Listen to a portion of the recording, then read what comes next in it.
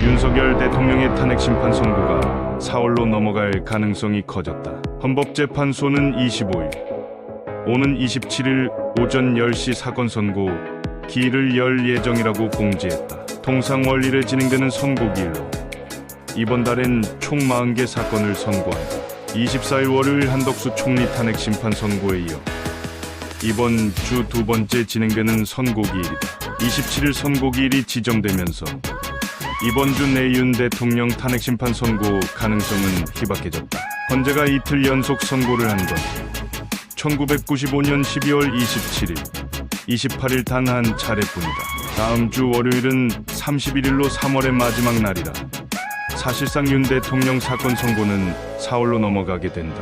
모두가 대통령 탄핵 사건의 결과를 기다리는 상황에서 지난 24일 한 총리 탄핵 사건 결과를 가지고 대통령 사건의 진행 상황을 추측해보는 목소리도 여러 가지로 나온다. 가장 다수의 해석은 비상계엄의 적법성 내지는 국무회의의 적법성을 따져보기도 전 한 총리의 공모 사실부터가 인정되지 않는다며 소추 사유를 인정하지 않은 결정문을 두고 비상계엄에 대한 판단 부분에선 의견이 많이 갈리고 예단을 피하기 위해 결정문에 굳이 적지 않았다는 것이다.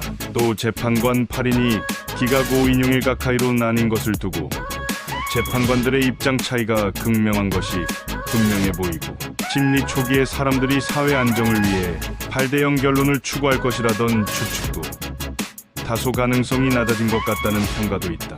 헌법재판소 앞에선 대통령 탄핵에 각각 찬성 반대하는 시민들의 1인 시위는 물론 여야 의원들의 1인 시위도 이어지고 있다.